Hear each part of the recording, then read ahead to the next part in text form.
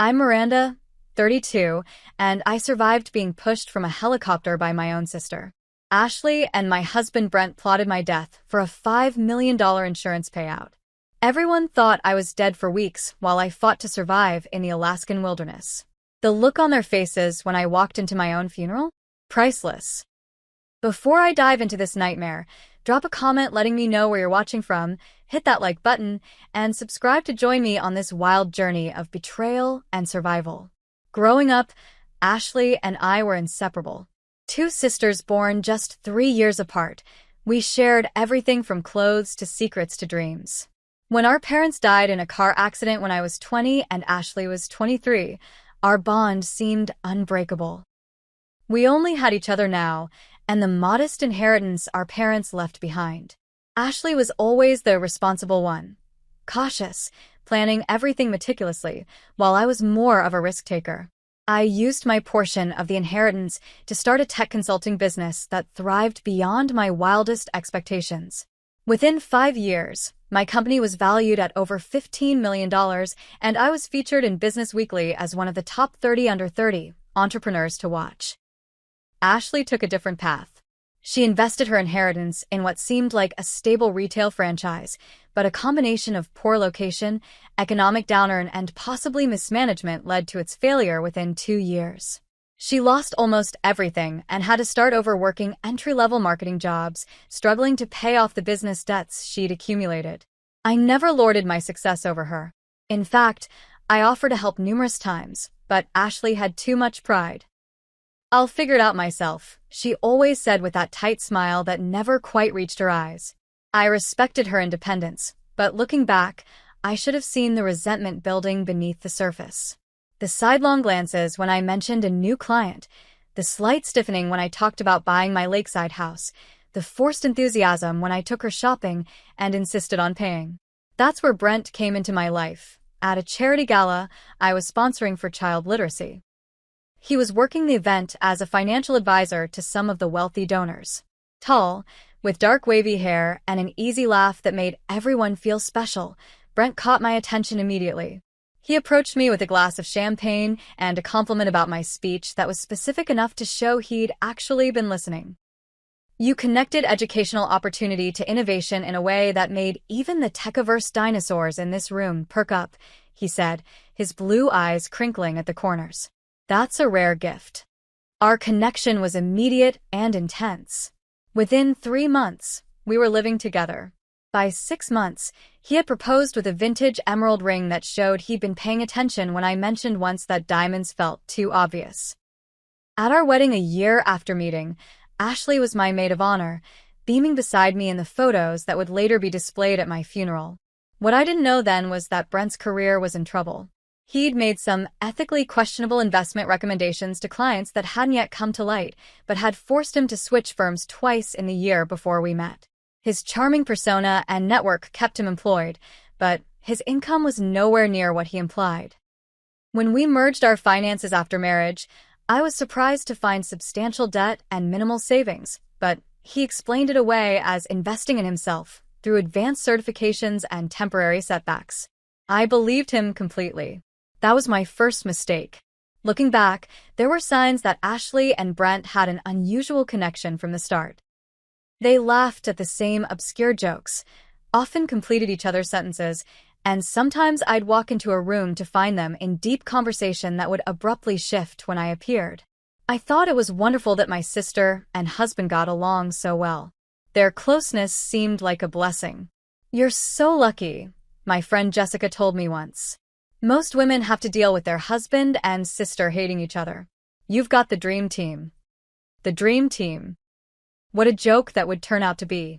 The first real sign that something was off came about 2 years into my marriage.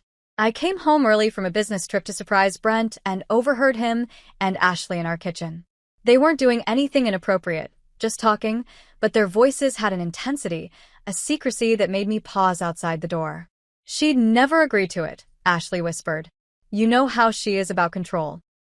"We don't have to decide anything now," Brent replied. "But the opportunity won't last forever." When I walked in, they jumped apart like guilty teenagers, explaining they were discussing a surprise birthday party for me. I accepted the explanation, even though my birthday was still 5 months away. I wanted to believe them. Then financial documents started disappearing from my home office. Investment statements, insurance policies, the business succession plan I'd created with my lawyers. When I mentioned the missing papers, Brent suggested I was working too hard and misplacing things. He even helped me search for them, eventually finding them filed in the wrong folders. There were strange reactions, too, when I talked about future plans. Mentions of our 5th anniversary trip to Japan were met with vague enthusiasm from Brent. When I talked about expanding my business to international markets, which would require more travel for me, both Ashley and Brent seemed oddly interested in the logistics of how long I'd be gone and how often. Brent began having unexplained absences, networking events that couldn't be verified, client meetings that ran mysteriously late, golf games that left no mud on his shoes. When questioned, he'd get defensive, accusing me of not trusting him. "You're so suspicious lately," he'd say. "Is this how it's going to be forever? You, successful and doubting me at every turn?" The guilt would work every time. I'd back down, apologize, remind myself that relationships require trust. I ignored the red flags because I wanted to believe in the life I thought we were building. I didn't want to be the suspicious, controlling wife. I wanted to be the supportive partner who believed in her husband unconditionally. That unconditional trust would nearly cost me my life. The invitation to the helicopter tour came as part of my annual executive retreat in Alaska. Every year, my company's leadership team spent a week at a luxury wilderness lodge, combining strategic planning with outdoor adventures. This particular year, we were scheduled to take helicopter tours of the glaciers and remote mountain ranges, a highlight of the trip that everyone looked forward to. 2 weeks before the retreat, during Sunday brunch at our house, I mentioned the helicopter tours to Ashley and Brent. "It sounds amazing," Ashley said, her eyes lighting up with what I now recognize as calculation rather than excitement. "I've always wanted to see Alaska from the air." "You should come with me," I suggested impulsively. "The company has a friends and family day. You could join for the helicopter tour and the evening banquet." I expected her to decline. Ashley usually avoided my company events, saying they made her feel like the poor relation. But this time, she immediately accepted. "I could use a mini vacation," she said. "Things have been so stressful at work lately." Brent encouraged the idea enthusiastically. "You two haven't had sister time in ages. It's perfect." That same week, Brent brought up the subject of life insurance. We already had policies through my company, but he suggested we needed additional coverage. "Your business is growing," he reasoned. "We need to make sure everything's protected in case something happens to you.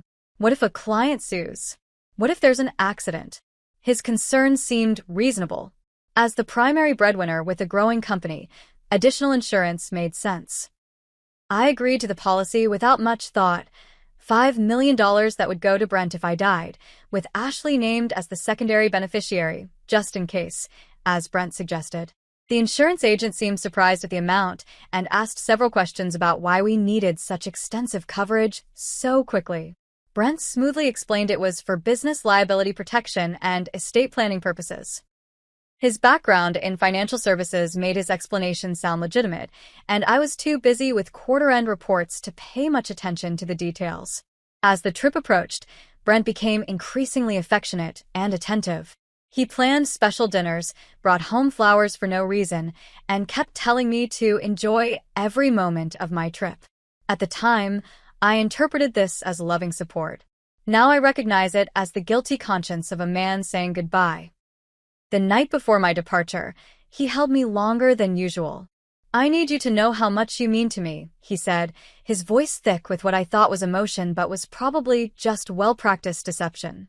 "Ashley gave me an unusual gift the morning of my flight, an expensive bottle of perfume.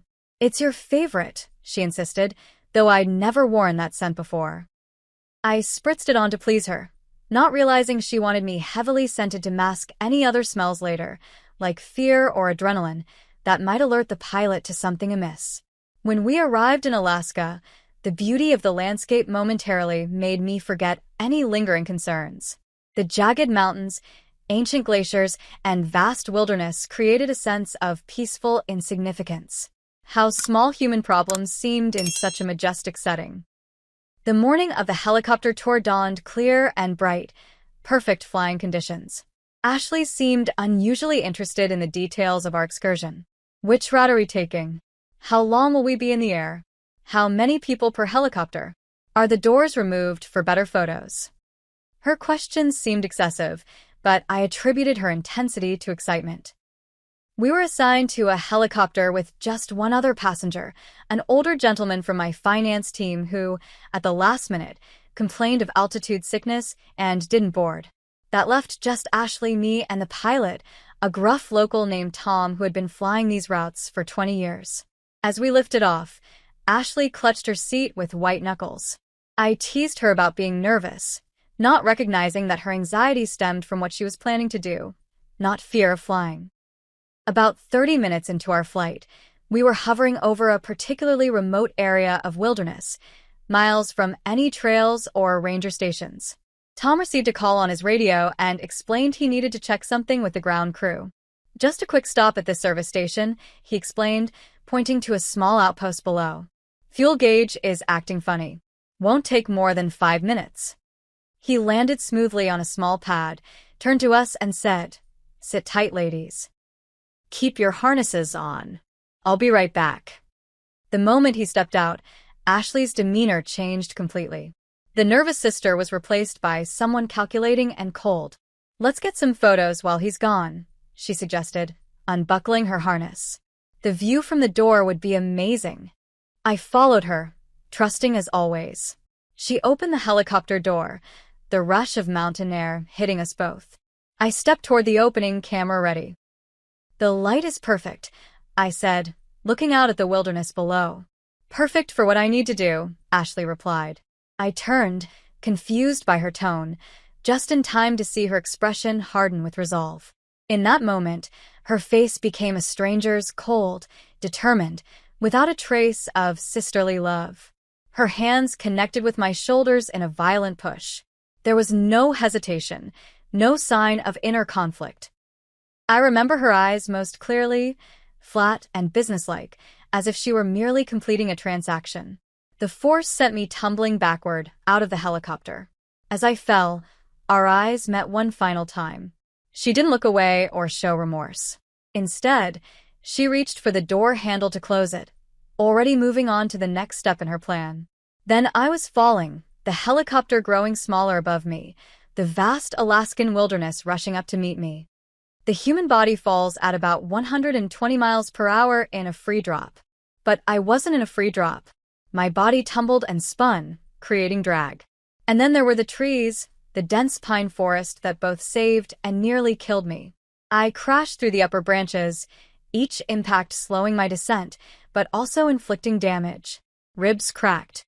Skin tore. A branch as thick as my arm connected with my left leg, snapping the femur with a sickening sound that somehow registered even through my terror. The final impact knocked me unconscious. When I came to, minutes or hours later, I couldn't tell. The physical pain hit me in waves of such intensity that I vomited. My tailored business suit was shredded, one pump missing, blood soaking through the silk blouse I'd chosen so carefully that morning. But the physical agony paled compared to the emotional impact of what had happened. My sister had tried to murder me. My own flesh and blood had looked me in the eyes and pushed me to what should have been my death. And Brent, he must have known. The insurance policy, the sudden interest in my trip details, the strange goodbye. They had planned this together. I screamed then, a primal sound of rage and betrayal that scattered nearby birds from their perches. I screamed until my throat was raw, until the pain in my chest from my broken ribs forced me to stop. And then, lying there in the wilderness, I made a decision that would define everything that followed. I would not die. I would survive, not just for justice, but for the pure defiance of ruining their carefully laid plans. The first task was assessing my injuries. The broken femur was the most serious and immediately threatening. I couldn't walk, and an untreated break like that could lead to fat embolism, infection, or deadly blood loss. Using strips torn from my suit jacket and broken branches from around me, I constructed a crude splint. The process nearly made me pass out multiple times, but I kept going, focusing on Ashley's face as she pushed me, using my rage as anesthesia. Next was shelter. The Alaska wilderness, even in summer, gets dangerously cold at night. I dragged myself under a fallen log, creating a small protected space lined with pine boughs for insulation. My watch, miraculously still working, told me it was late afternoon. I had maybe 4 hours of daylight left. Water would be critical. I could hear a stream nearby, but couldn't reach it with my broken leg. Instead, I tore the silk lining from my jacket and stretched it over a depression in the ground, creating a collection device for dew and any rain that might fall. As night approached, the temperature dropped dramatically. I was dressed for a climate-controlled helicopter and business meeting, not wilderness survival. Hypothermia became my most immediate threat. I pulled every pine branch and piece of forest debris I could reach into my makeshift shelter, creating layers between me and the cold ground. I wrapped my torso in the remains of my suit jacket, leaving my injured leg elevated on a mound of gathered moss. Through that first night, drifting between consciousness and delirium, I had plenty of time to think. Why had Ashley done this? The insurance money, obviously, but was that all? Had she hated me all these years while pretending to be the loving sister? Had every shared birthday, every holiday, every late-night conversation been a lie? And Brent, had anything in our marriage been real? The questions circled like hungry wolves, but I forced them away. Psychological autopsy could wait. Survival came first. Dawn brought rain, both blessing and curse. I managed to collect enough water in my silk lining to quench my raging thirst, but the dampness made controlling my body temperature even more difficult. By midday, I was shivering uncontrollably, a bad sign. I needed to signal for help, but in this remote area, who would see? The diamond earrings Brent had given me for our anniversary became tools. I placed one on a rock where sunlight might hit it and create a reflection visible from the air. The other I kept as a cutting tool, using the hard edge to sharpen sticks and slice through the tougher materials of my clothing to create bandages for my numerous cuts. The second day brought fever. Infection was setting in, either from my leg or one of the many lacerations covering my body. I chewed pine needles, having vaguely remembered reading about their vitamin C content and antiseptic properties.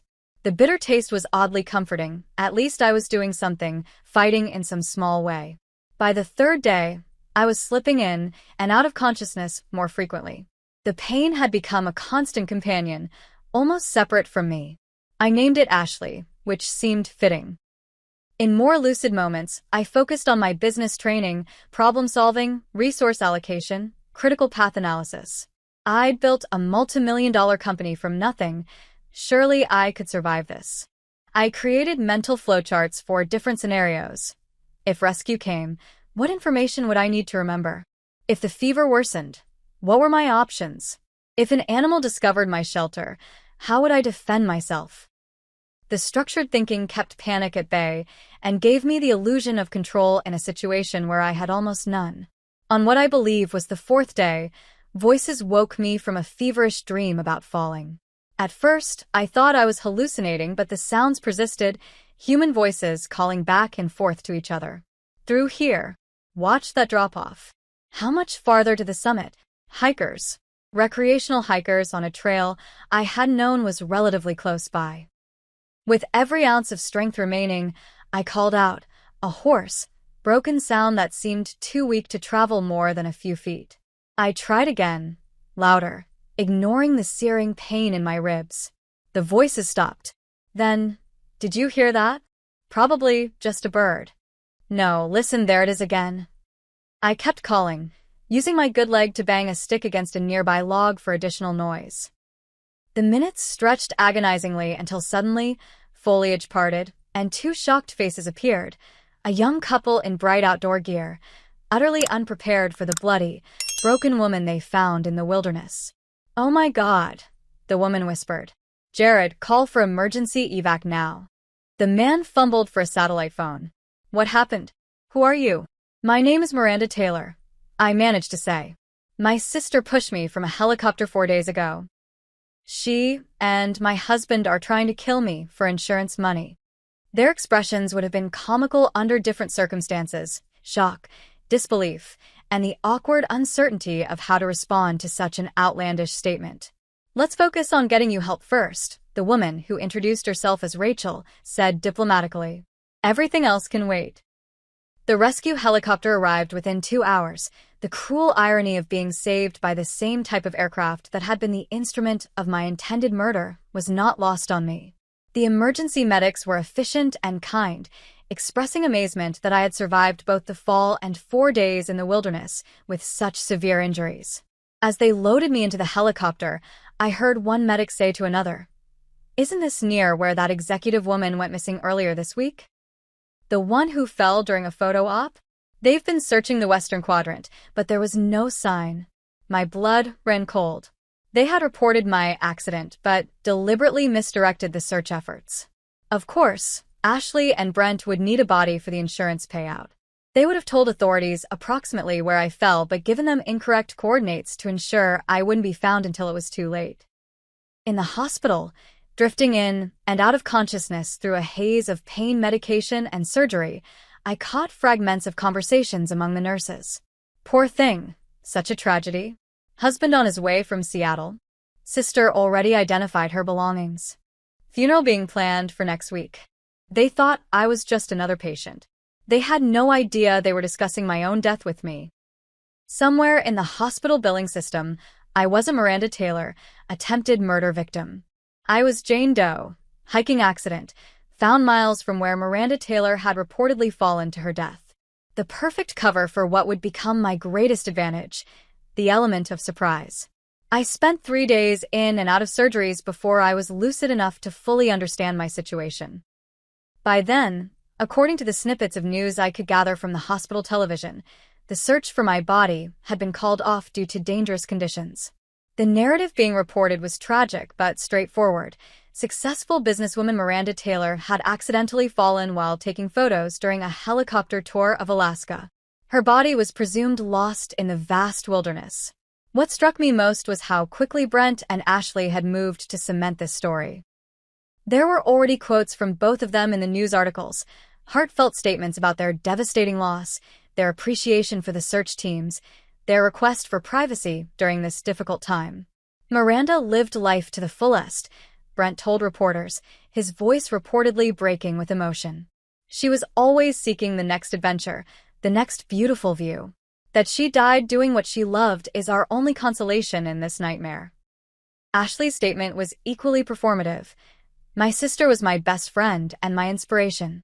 I keep thinking about our last moments together, how happy she was seeing the glaciers from above. I will carry that memory with me always." The calculated precision of their lies made my blood boil. I was still struggling to process the betrayal when a new visitor entered my hospital room. Not a doctor or nurse, but a woman in a sharp pantsuit who introduced herself as Detective Lauren Reeves. "The hikers who found you reported some concerning claims you made," she said, pulling up a chair beside my bed. "About being pushed from a helicopter? By your sister?" For a moment, I considered backtracking. Who would believe such an outlandish story? But something in Detective Reeves' straightforward gaze told me she wasn't there to dismiss me. "It's true," I said. "Every word of it. My sister Ashley pushed me from that helicopter, and I'm certain my husband Brent was part of the plan." I expected skepticism, but instead, she nodded thoughtfully.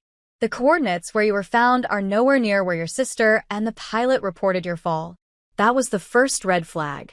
The second was the insurance policy your husband tried to expedite a claim on yesterday, $5 million, taken out just 3 weeks ago." My heart pounded painfully against my broken ribs. "He's already trying to claim it?" "They both are. Your sister, as the secondary beneficiary, is helping expedite the process given the unusual circumstances. Their story is that you were leaning out for a photo when a gust of wind caught you. The pilot corroborates this." "The pilot was in on it too," I said. "He deliberately left us alone."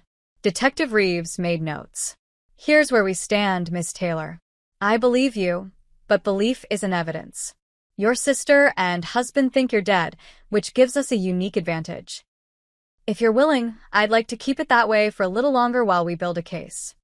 And so began my official death, A strange limbo where I was simultaneously recovering from near-fatal injuries and watching my own life be dismantled by the people I had trusted most. From my hospital bed, with Detective Reeves as my ally, I learned the full extent of the betrayal. The insurance policy was just the beginning. Ashley had been named in my will as the executor of my estate if both Brent and I died, a detail I'd forgotten from our estate planning after our parents' death.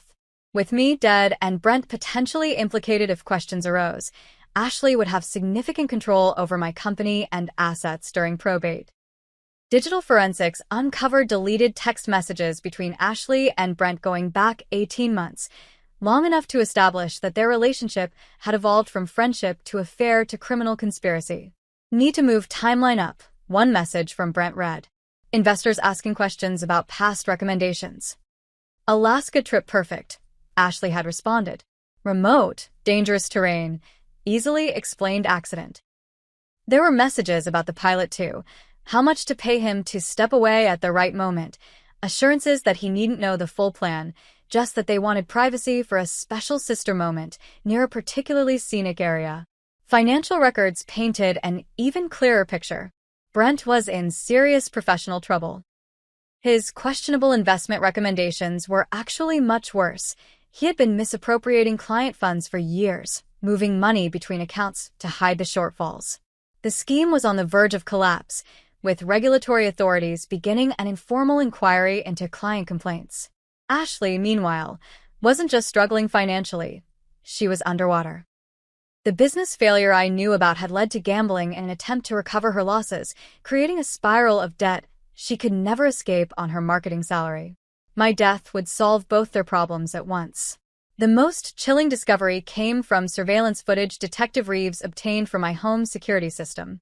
The night after my accident, Brent and Ashley had met at my house, supposedly to comfort each other in their grief. The cameras captured them embracing in the kitchen, not in shared sorrow but in celebration, glasses of my favorite champagne in hand. To new beginnings, Brent toasted, his face showing not a trace of the devastated widower he played for the cameras. To 5 million reasons to smile, Ashley responded, clinking her glass against his before they kissed. Watching that footage from my hospital bed, something hardened inside me. The last lingering doubts, the desperate hope that perhaps I had misunderstood something fundamental about what happened in that helicopter, all of it crystallized into cold clarity. They had tried to kill me. They thought they had succeeded, and they were celebrating. By the time I was stable enough to be moved, Detective Reeves had built a preliminary case strong enough for arrest warrants. But I wanted more than arrests. I wanted to see their faces when their perfect plan collapsed. They're planning your funeral for this Saturday, Detective Reeves told me. Small, private ceremony. Family only, plus close friends. I want to be there, I said immediately. She frowned. That's not standard procedure in an ongoing investigation. Neither is the victim being presumed dead. I need to do this, not just for the case, but for me. I need to see them, to make them see me. What I didn't say was that I needed to reclaim my power, to transform from victim to victor in one dramatic moment. After much discussion and planning, Detective Reeves reluctantly agreed. We would attend the funeral together, she as part of the investigation team monitoring the suspects, me disguised as a distant cousin from out of town, face altered enough by bruising and strategic makeup to avoid immediate recognition. The plan was simple but effective. Observe, record, and gather any additional evidence of guilt from their behavior and conversations at the funeral. Then, once most attendees had left, confront them privately with police backup nearby. Their reactions, and hopefully incriminating statements made in shock, would be recorded as evidence. As the funeral approached, I prepared myself emotionally for what would be the most surreal experience of my life, attending my own memorial service, watching people mourn a death that never happened, and coming face to face with the architects of my intended murder. What I wasn't prepared for was how the experience would change me, not just in the moment, but forever after. The morning of my funeral dawned with appropriate gloom. Overcast skies threatening rain that never quite materialized, as if the weather itself was maintaining the suspense. Detective Reeves picked me up from the safe house where I'd been staying since my discharge from the hospital. I still needed a cane to walk, my body a canvas of fading bruises and healing cuts, but those visible injuries would actually help my disguise. Remember, you're Madeline Foster, second cousin from my mother's side, visiting from Chicago. I reminded myself as Detective Reeves drove us to the small chapel Brent had selected for the service. You never met Miranda personally, but felt compelled to pay respects. My transformation was subtle, but effective. Brunette hair dyed a muted auburn, colored contacts changing my blue eyes to hazel, thick-framed glasses, and makeup applied to subtly alter the appearance of my cheekbones and jawline. The lingering bruises and weight loss from my ordeal further obscured my identity. Unless someone knew to look for me, and no one would because I was supposedly dead, the disguise would hold. We parked a block away and watched as mourners began to arrive.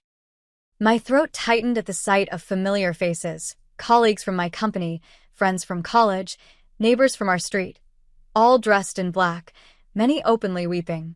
These people genuinely believed I was dead. Their grief was real, even if the cause was manufactured. Then came the stars of this macabre show, Brent and Ashley arriving together in his black BMW. They emerged from the car with practiced solemnity, Ashley leaning slightly on Brent's arm in apparent grief.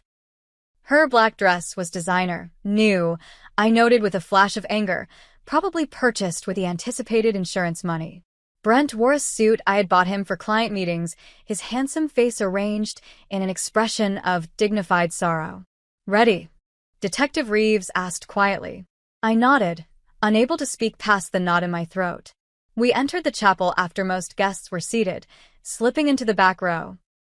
The setup was tasteful, my portrait, a professional headshot from my company website, surrounded by white lilies and roses, an empty urn on a pedestal since there was no body to cremate. From our position, I could see Brent and Ashley in the front row, accepting condolences with downcast eyes and murmured thanks. Occasionally, Brent would place a comforting hand on Ashley's back, or she would squeeze his arm in support, gestures that would seem appropriate to everyone else, but now screamed their true relationship to my knowing eyes. The service began with soft music, one of my favorite classical pieces, I noted with surprise. Had Brent remembered that detail, or was it Ashley, who knew my taste well enough to include it? The thought that they had used genuine knowledge of me to craft this convincing performance made me feel physically ill. The minister spoke first, offering generic platitudes about life and loss. He had never met me, that much was clear from his impersonal remarks. Then came the eulogies. Ashley approached the podium first, dabbing at dry eyes with a tissue. "My sister was everything to me," she began, her voice catching in what any acting coach would recognize as a practiced break. From childhood, Miranda was my protector, my confidant, my inspiration. She achieved so much in her too short life, building a business from nothing, touching countless lives with her generosity and vision. I listened in growing disbelief as she wove truth and lies together seamlessly. Yes, I had built my business from scratch. Yes, I believed in mentoring young women in tech. But the sister she described, this saintly figure who always put family first and never let success change her kind heart, was a character invented for this audience, not the real me she had tried to murder. Our last day together was so special, she continued, her voice dropping to a reverent whisper. Seeing the wonder of Alaska from above, sharing that experience sister to sister, I'll cherish those final moments forever.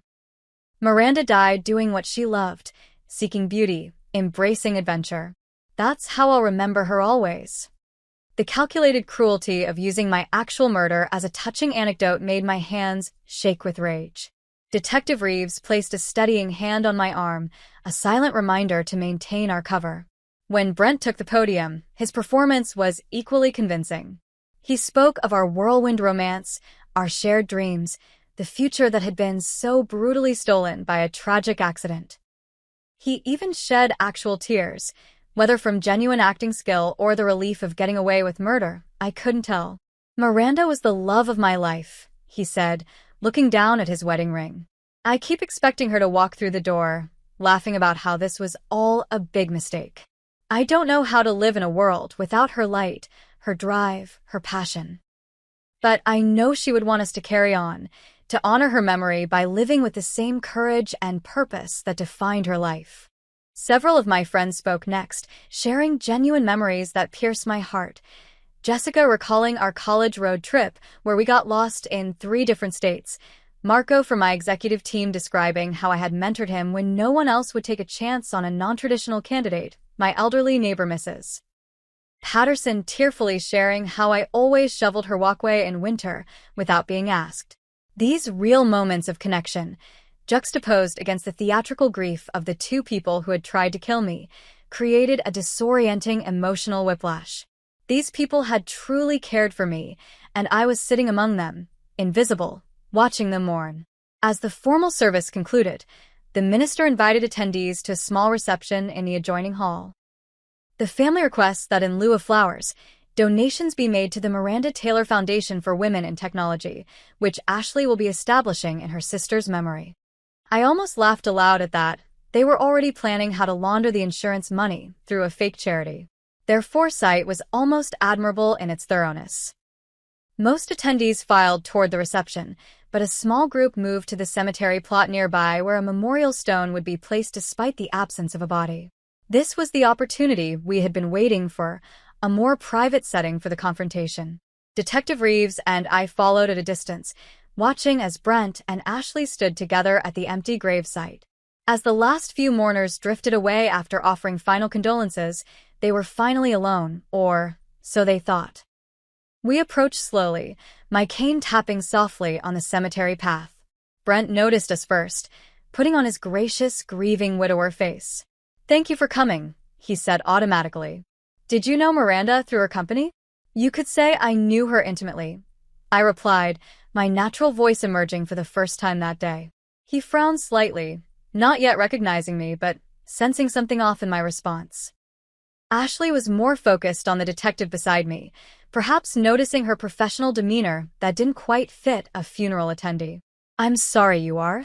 Ashley asked, her tone polite but wary. "Shocked that you would use my actual murder as a touching anecdote in your eulogy," I said, removing my glasses and staring directly into her eyes. The performance was impressive, though. Very moving. The moment of recognition was everything I had imagined during my darkest moments in the wilderness and hospital. Ashley's face drained of color so rapidly, I thought she might faint. Her mouth opened and closed without sound, eyes widening in pure terror, as if seeing a ghost, which in her mind, she was. Brent recovered marginally faster, taking an instinctive step backward. "This is some kind of sick joke," he managed, looking to Ashley for support but finding her frozen in shock. "No joke," Detective Reeves said, showing her badge. "Just the miraculous survival of the woman you 2 conspired to murder." "Miranda?" Ashley finally whispered, her voice strangled. "How? You can't be alive." "I finished for her."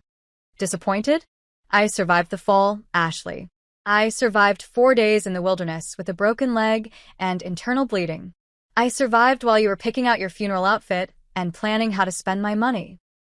Brent's shock was morphing quickly into calculation. I could almost see him formulating denials, explanations, ways to twist this into a misunderstanding. "Baby, what are you saying? There was an accident, you fell. We've been devastated." "Stop." My voice cut through his pathetic beginnings of a lie. "We have the texts between you 2. We have the financial records. We have the pilot statement about being paid to leave us alone in the helicopter. We have surveillance footage of you celebrating my death. It's over." Ashley's survival instinct finally kicked in. She turned to run, but 2 uniformed officers who had been waiting discreetly nearby moved to block her path. Brent took a different approach, falling to his knees in a show of remorse. "Miranda, please, you have to understand. We were desperate. I made mistakes with client funds. I was going to go to prison. Ashley was drowning in debt. We never wanted to hurt you. We just needed to murder me for money?" I finished coldly. "That's the definition of wanting to hurt me, Brent." As the officers moved in to make the arrests, reading them their rights with the empty gravesite as backdrop, I finally delivered the statement I had rehearsed countless times during my recovery. "You know what your biggest mistake was? Not the sloppy planning or the obvious money trail. It was underestimating me. You saw me as nothing but a cash source, Not as the woman who built a multi-million-dollar company through grit and intelligence, not as someone who would fight with everything she had to survive. You thought you were writing my ending, but you only set up the beginning of a story you won't like very much. As they were led away in handcuffs, Ashley silent and shell-shocked, Brent still trying to explain and justify, I felt a complex wave of emotions. Vindication, yes, but also an immense sadness for what I had lost. Not just the sister and husband who had betrayed me, but the versions of them I had believed in for so many years. Detective Reeves stood beside me as we watched the patrol car drive away. That was quite a performance, she said quietly. How do you feel? I considered the question carefully, leaning heavily on my cane. Like I've attended my own funeral and witnessed my own resurrection. I'm not sure there's a word for that feeling. She nodded thoughtfully. There probably should be. We turned away from the empty grave that would never be filled, at least not with me. The media would soon learn of this extraordinary turn of events, and my private drama would become public spectacle. But in this moment, walking slowly away from my own memorial service, I felt a strange sense of peace mingled with the pain. I had died in a way. The trusting woman who had boarded that helicopter was gone forever. But someone new had survived the fall, someone stronger, warier, and far less willing to mistake performance for love. The media frenzy that followed was inevitable and overwhelming. Back from the dead, CEO survives murder plot by sister and husband, screamed the headlines. Every news outlet wanted an exclusive on what they called the helicopter heiress story, a nickname I detested but couldn't escape. My face was suddenly everywhere, my private trauma dissected for public consumption. I declined all interviews initially, focusing instead on the legal proceedings that would determine Ashley and Brent's fate. The prosecutor, a sharp-eyed woman named Valerie Montgomery, warned me that cases like this, even with substantial evidence, could be unpredictable. They've hired separate defense teams, she explained during our first meeting. That's good for us. It means they'll likely turn on each other rather than presenting a united front. She was right.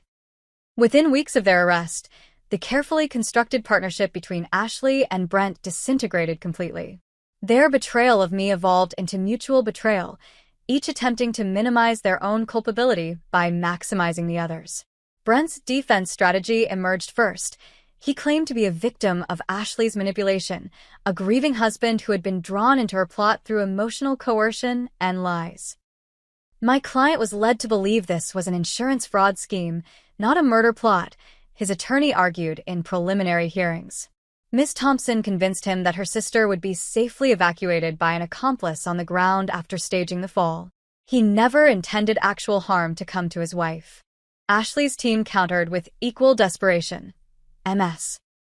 Thompson was under the psychological control of Brent Taylor, who had been systematically isolating her from other relationships and exploiting her financial vulnerability. She participated under explicit threats to her safety. Watching them scramble to paint each other as the mastermind was both vindicating and exhausting. The pilot, facing his own charges as an accomplice, quickly accepted a plea deal in exchange for testimony, confirming that both Ashley and Brent had been involved in planning the accident, and that he had been told I would only be frightened, not actually pushed. The trial itself was a grueling 3-week ordeal. I testified for 2 full days, recounting every excruciating detail from the helicopter push to my wilderness survival to the funeral confrontation. Looking directly at Ashley and Brent in the courtroom, their designer clothes exchanged for prison attire, their confident expressions replaced by desperate calculation, I felt an unexpected emotion. Pity. Not forgiveness, certainly not understanding, but a distant pity for the smallness of their ambitions and the emptiness of their characters. The jury deliberated for just 4 hours before returning guilty verdicts on all counts for both defendants. The judge, citing the extraordinary calculation and cold-bloodedness of the crime, sentenced them to the maximum, 25 years for Ashley, 28 for Brent, due to the additional financial crimes that had come to light during the investigation. As they were led from the courtroom, Ashley finally breaking down in sobs, Brent still maintaining a stoic facade, I realized that the conclusion of the legal process didn't bring the closure I had expected. Justice had been served in the eyes of the law, but my personal healing had barely begun. The months following the trial were a blur of physical and emotional recovery. My body gradually healed. The broken femur required 2 additional surgeries and extensive physical therapy, but eventually I progressed from wheelchair to walker to cane to walking unassisted. The physical scars would remain, but they faded from angry red to silvery white, becoming part of my new normal. The psychological recovery proved more challenging. I worked with Dr. Eleanor Rivera, a trauma specialist who helped me navigate the complex landscape of betrayal by those closest to me. "What you're experiencing is compound trauma," she explained during one particularly difficult session. "There's the physical trauma of the fall and survival, yes, but also the attachment trauma of having your fundamental trust violated by your primary relationships. Your brain is essentially rewiring its understanding of safety. The nightmares were the worst, vivid recreations of the fall, sometimes with variations where I watched myself plummeting from above, sometimes where I hit the ground instead of the trees. I would wake, gasping, my body convinced it was still falling. Dr. Rivera taught me grounding techniques, ways to remind my nervous system that I was safe in the present moment. Place your feet firmly on the floor, she would instruct. Name 5 things you can see, 4 things you can touch, 3 things you can hear, 2 things you can smell, 1 thing you can taste. Remind your body where and when it exists. Slowly, the acute panic began to subside, though certain triggers remained powerful: the sound of helicopter blades, unexpected drops in elevation, even the particular shade of blue that matched the Alaskan sky that day. While working on my psychological recovery, I also faced the challenge of reclaiming my professional identity. My company had been in leadership limbo during my death and subsequent reappearance. Marco, my loyal COO, had kept operations running, but strategic decisions had been postponed, and some nervous clients had taken their business elsewhere. The board called an emergency meeting upon my return, expressing concern about the company's stability given both the trauma I had experienced and the sensational nature of the case. "The publicity is problematic," one board member said delicately. "Investors are worried about associating with such a high-profile scandal." "Problematic," I repeated, feeling a flash of the new anger that seemed to live just beneath my surface these days. I was the victim of attempted murder. I survived against impossible odds. I helped bring the perpetrators to justice. Which part of that narrative concerns our investors, exactly? The room fell silent until Marco spoke up. "I think what Miranda is suggesting, and I agree, is that we can reframe this story as one of resilience, determination, and triumph. Those are values our company has always stood for." That reframing became our new direction. Rather than hiding from the publicity, we leaned into it on my terms. I gave a single in-depth interview to a respected business journal, focusing not on the sensational aspects of the case, but on the psychological resources and problem-solving mentality that had helped me survive both the wilderness and the betrayal.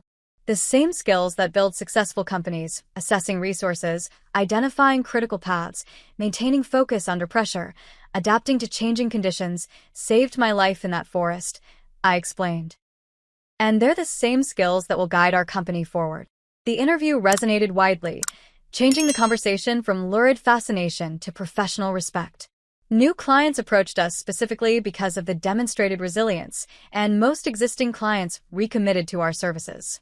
6 months after the trial, I made 2 significant decisions that would shape my future. First, I established the Wilderness Survival Foundation, using a portion of my own funds, ironically including the life insurance policy that had been returned to me once the murder plot was exposed.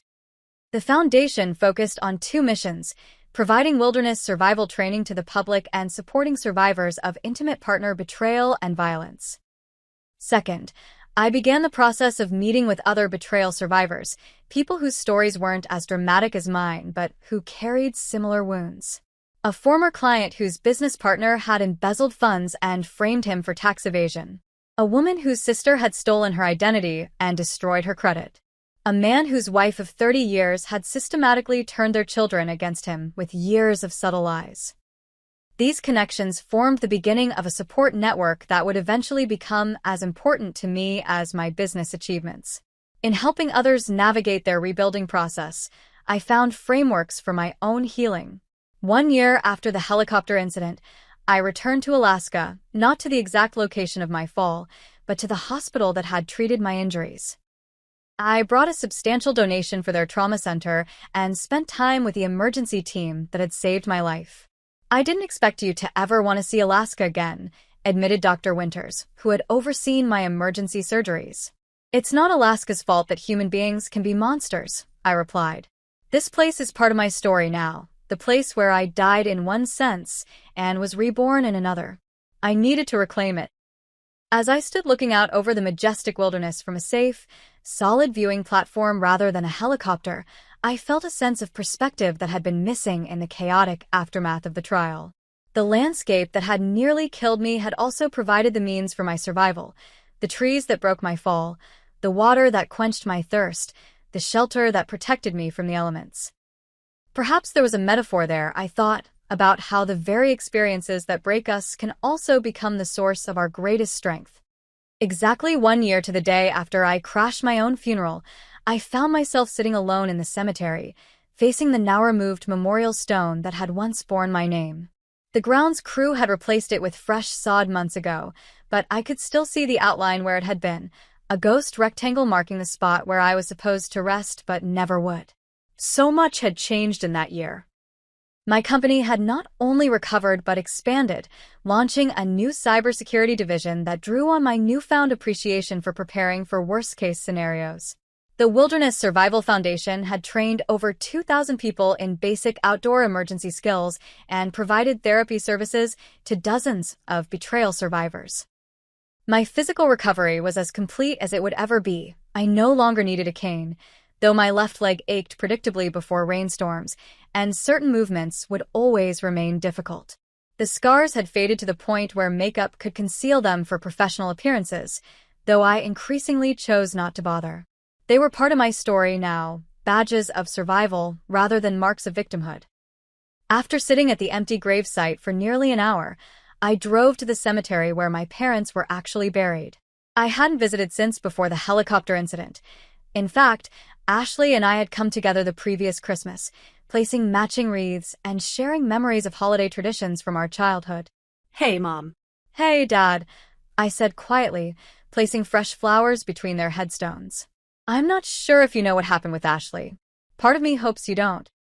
The wind rustled through nearby trees, the only response to my words. "I keep thinking about what you would say if you were here. Would you ask me to forgive her? Would you be able to forgive her yourselves? She was your daughter too. You loved her just as much as you loved me." I traced my fingers over their names carved in stone. I think about nature versus nurture a lot these days. We had the same parents, the same upbringing. Where did that darkness in her come from? Was it always there? Did I miss it, or did something happen to create it? Is there some darkness in me too, just waiting for the right circumstances? These were questions I had explored extensively in therapy, but had found no satisfying answers. The uncomfortable truth was that human beings, even those sharing DNA, even those we believe we know completely, remain fundamentally mysterious to one another. When I returned home that evening, a letter was waiting for me, forwarded from my lawyer, having passed through the prison screening system. Ashley's handwriting on the envelope was instantly recognizable, the same neat, precise script that had addressed birthday cards and Christmas presents throughout our lives.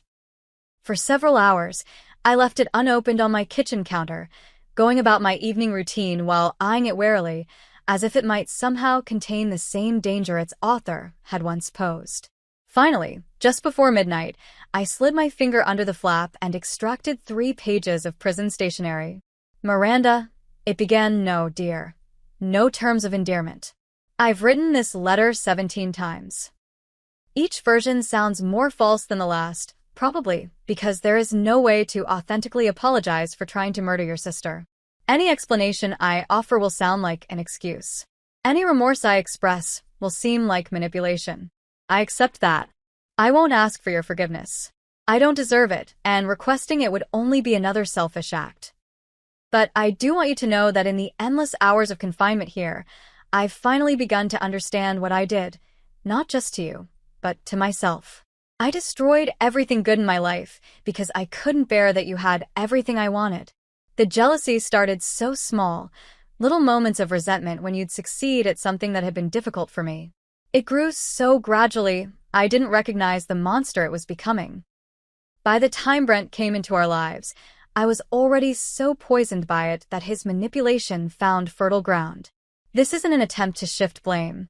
I made my choices. I looked my own sister in the eyes and pushed her to what should have been her death. The person capable of that deserves to be exactly where I am now. What I'm trying to say, inadequately, is that I see myself clearly for the first time. Prison has stripped away every distraction, every justification. All that's left is the truth of what I did and who I became. You survived, against all odds. From what I've read in the articles my counselor shares with me, you're thriving. I'm glad. Not because it lessens my guilt. Nothing could do that, but because the world is better with you in it. That's something I lost sight of for too long. I won't write again unless you want me to. This letter isn't the beginning of a reconciliation campaign. It's just the truth, finally. Too late to matter. Ashley.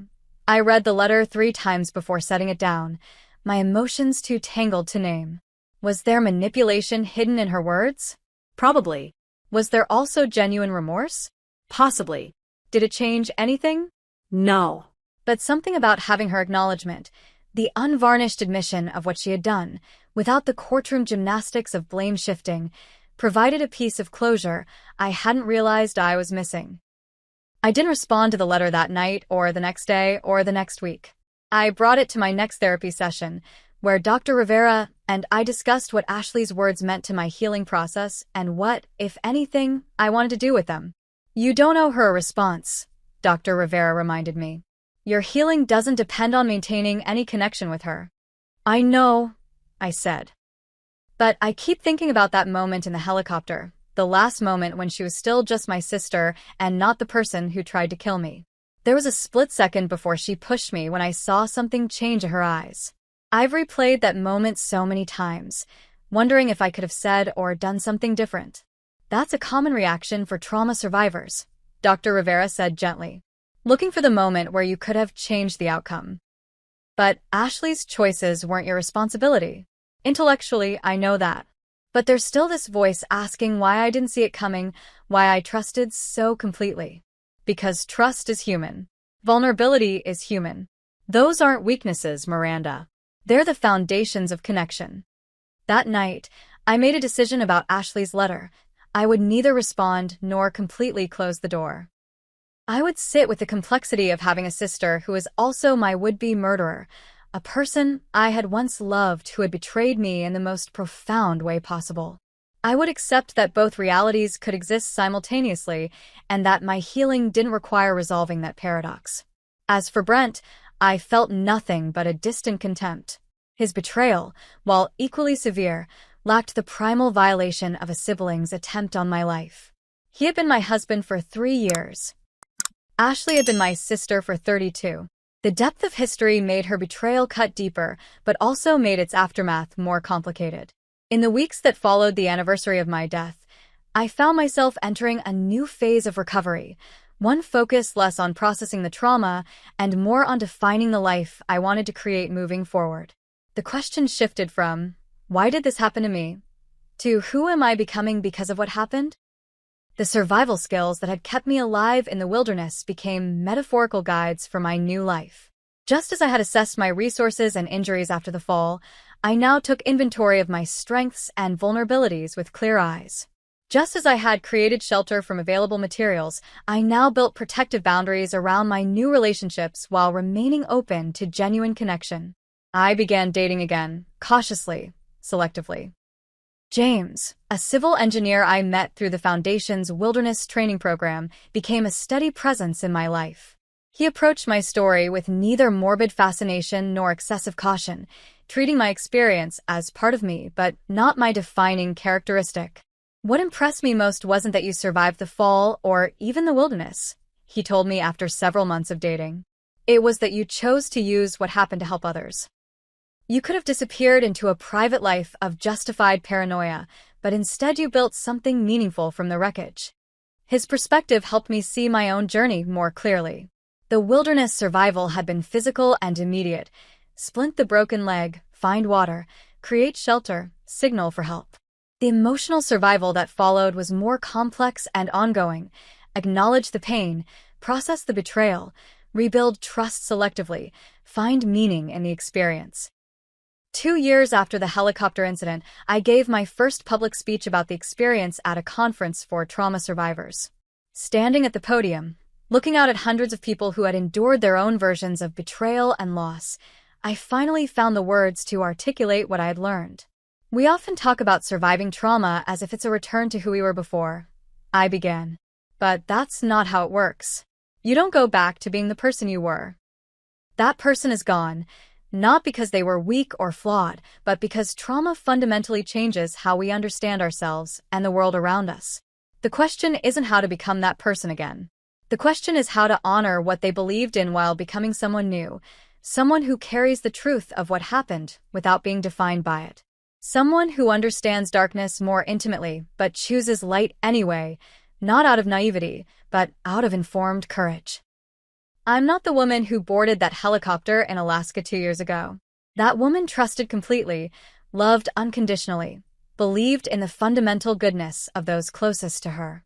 I honor her optimism and her openness. I grieve for her loss. But I'm not only the woman who fell from the sky and crawled through wilderness with a broken body either. That woman survived on rage and determination, on the driving need to see justice done. I respect her resilience and her strength. I acknowledge her pain. I'm what comes after both of them, a third version that incorporates the trust of the first and the resilience of the second, but exists in a new space of chosen vulnerability and informed hope. This version doesn't trust blindly, but chooses to trust carefully. She doesn't love without boundaries, but loves with healthy ones.